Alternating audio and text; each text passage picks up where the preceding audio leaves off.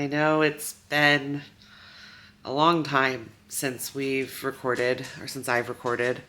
Um, I am have a lot to bring everyone up to speed on. I think, let's see, the last time we talked, we had just gone through an IVF cycle and it didn't work. We did not get pregnant, and I was kind of just in a space where I really didn't want to talk about it, so I never really updated anybody. I think I did, post a brief update that it didn't work, and then, yeah. So that was, I believe, a little under 2 years ago that we went through that, and we, once that happened, we really just looked at our kind of life without kids and kind of, Jeremy and I evaluated what was the best next step for us. And we actually proceeded to try for adoption. So that's really what we've been focused on the last, just under 2 years. It was January of 2021, I believe, when our last IVF cycle was.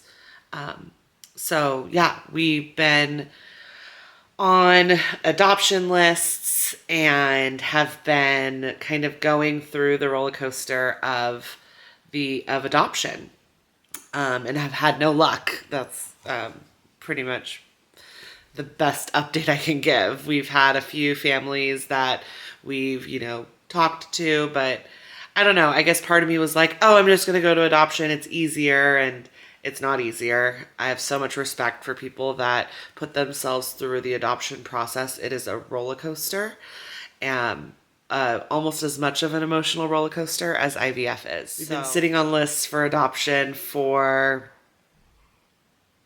probably a little over a year and a half now, and yeah, it just hasn't worked.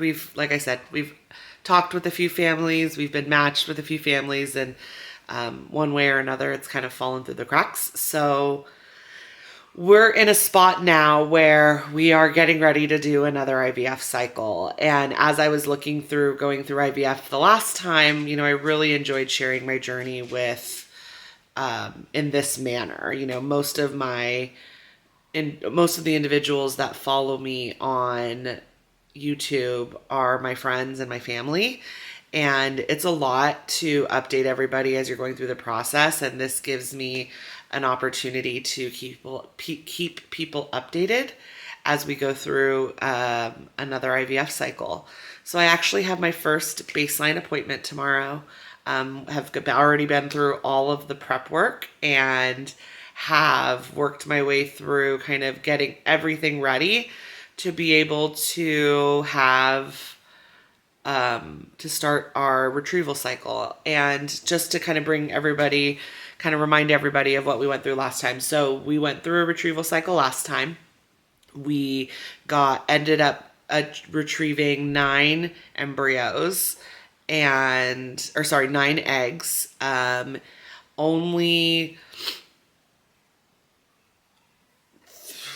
I believe only two of those eggs fertilized was what ended up happening.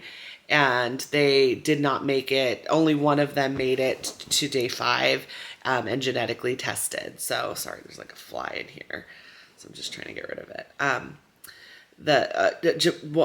We only ended up with 1 embryo, which we transferred, and the embryo didn't stick, which is very normal when you go through IVF, especially for, only being the first time that we did IVF. And yeah, that was kind of what happened. And then I kind of, according to YouTube, went off the face of the planet. And my husband and I joined an adoption agency, and we traveled. We went on our first trip abroad, and we kind of just set our resources elsewhere, right? We put our resources into spending time together. We put our resources into traveling and spending time with our family. And, my career has taken off over the last 2 years. And so that's really what I've been focused on. It's what we've both been focused on. And we just feel like we're in a really good spot right now to try again. So I am looking forward to keeping all of you updated as we work our way through the process. And yeah, more to come. We will have an update after tomorrow's appointment. So thank you all for those of you who are still watching this. I guess the only thing I'll say before I sign off here, the other reason why I stopped was I kind of learned that the internet and sharing kind of this vulnerable experience with the internet, like you think that people would just like be nice, but there are some really mean people out there.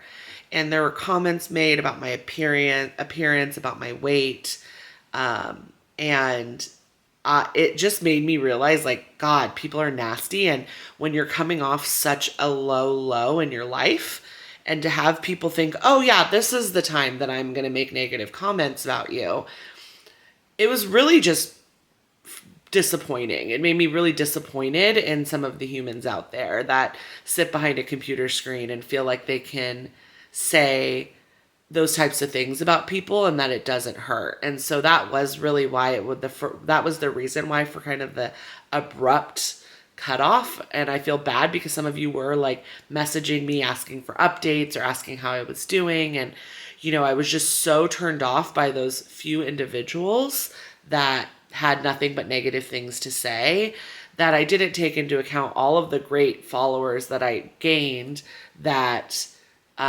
were an amazing support system. So I apologized for kind of punishing my followers for the actions of these few individuals. And I'm going to try this time to just not let it bother me and block them and call it what it is. But it was a dark time, as you all that have gone through this know. And so to have these individuals behind their computer screens just making negative comments, was just really unfortunate. So, yeah, I did want to share that. I feel like it's important to say, and this is a positive space. And if you really don't have anything nice to say, then go somewhere else. Like there's really just no room for your, trolling, I guess is what it's called, in the infertility space. We don't have the headspace for it. I promise you. So, with that, I'm going to let everybody go. And thank you so much. I hope everyone has a really good day. Bye.